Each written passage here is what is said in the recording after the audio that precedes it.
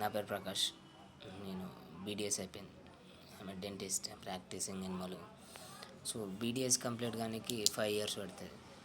ఆ బీడీఎస్ వచ్చే ముందు ఎంసెట్ ఎగ్జామ్ రాయాలి. ఎంసెట్ ఎగ్జామ్ క్వాలిఫై అయితే అందులో ఎంబీబీఎస్ రాకపోతే తర్వాత బీడీఎస్ ఉంటుంది. సో ఇది ఎంబీబీఎస్ రావడానికి 2 years obviously 1 to 10th class వరకు చదివి మళ్ళీ ఇంటర్ చదవాలి. ఇప్పుడు ఇదంతా ఎందుకు చెప్తున్నా అంటే ఇదంతా చదివి ఇదంతా చేసిన తర్వాత మనకు వచ్చే శాలరీస్ ఎంత. ఇప్పుడు మాకు ప్రస్తుతం మా కొలీగ్స్ మా ఫ్రెండ్స్కి మేము చేసిన వాళ్ళకి వస్తే ఇన్ని ఫస్ట్ 2 ఇంటర్మీడియట్ 5 years బీడీఎస్ ఇవన్నీ చదివిన తర్వాత వచ్చే శాలరీ ఎంత, 12 to 13,000 14,000. ఇప్పుడు ఎంబీబీఎస్ వాళ్ళకైనా సపోజ్ ఎంబీబీఎస్ వాళ్ళకైనా వాళ్ళకి 20,000. ఇప్పుడు from LKG to MBBS or BDS దీనికైన ఖర్చు ఒక మన ఎడ్యుకేషన్కి అయిన ఖర్చు 10 lakhs అయి ఉంటుంది. ఇప్పుడు అదే మన ఎడ్యుకేషన్ల తర్వాత వచ్చేది 15,000 20,000. ఇదే ఈ ఎడ్యుకేషన్లో పెట్టేది మనం ఇన్ని ల్యాక్స్ 10 lakhs పెట్టే బదులు మనం ఇది ఎడ్యుకేషన్ ఇప్పుడు మనం బీడీఎస్ ఎంబీబీఎస్ ఇవే కావాలనేది లేదు. ఈ ఎడ్యుకేషన్లో పెట్టే బదులు వేరే ఏ పనిలో పెట్టినా మనకు చిన్నగా ఉన్నప్పటి నుంచే ఆ 15,000 20,000 15,000 ఎర్న్ చేయొచ్చు.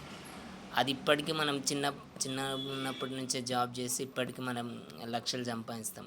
సో మనకు ఇప్పటి వరకు పే చేసిన 10 lakhs అన్నీ వేస్ట్ అయిపోతుంది. 10 lakhs పోనీ సపోజ్ ఇంకా మేనేజ్మెంట్ వాళ్ళు అనుకుంటే మేనేజ్మెంట్ వాళ్ళు ఇలాంటి ఇంజనీరింగ్ కానీ ఎంబీబీఎస్ కానీ ఇలాంటివి వాళ్ళు పెట్టి వాళ్ళు ఓన్లీ కాలేజ్ సీట్ కోసమే 20 lakhs 30 lakhs పే చేస్తారు. వాళ్ళకి రిటర్న్ ఎన్ని వస్తాయి, 10,000 పే. సో ఇదంతా మొత్తం ఎడ్యుకేషన్ సిస్టమ్ మనం ఎడ్యుకేషన్ మీద స్పెండ్ చేసిన మనీ అంతా వేస్ట్ అది. సో ఇప్పుడు మనం చదువుకోకపోయినా ఫైనల్గా బయటకు వచ్చి మార్కెట్కి వచ్చినాక అందరూ చేసేది పైసల కోసమే. ఆ పైసలు మనం ఇంత అంటే ఇది నాకు అనిపిస్తుంది. ఊకే ఇన్ని ఖర్చు పెట్టి 10 లక్షలు 20 లక్షలు ఖర్చు పెట్టి 10,000 సంపాదించే బదులు చదువుకోని వాళ్ళు కూడా 10,000 సంపాదిస్తున్నారు కదా. మనం ఇన్ని జాబులు చేసి చదువుకొని 10,000 సంపాదించాల్సిన అవసరం ఏముంది.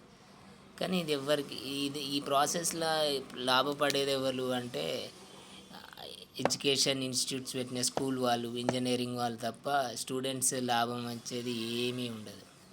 సో ఇదైనా ఎందుకు చెప్తున్నా అంటే ఇంత బాధ ఇంత నొప్పి మనకు ఇంత మోసం జరిగింది. కనీసం ఇట్లా చెప్తే అయినా కొంచెం పెయిన్ తగ్గుతుందని అలా చెప్తున్నా అంతే.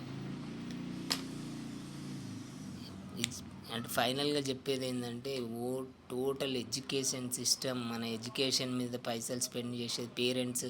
చదువు డే అండ్ నైట్ ఆ కాలేజ్లు ఆ సార్లు మ్యాథ్స్ సైన్స్ సోషల్ ఇవన్నీ హాలిడేస్ స్కిప్ చేసి ఇవన్నీ చదివేది ముష్టి 10,000 11,000. అది చదవకపోయినా వస్తుంది.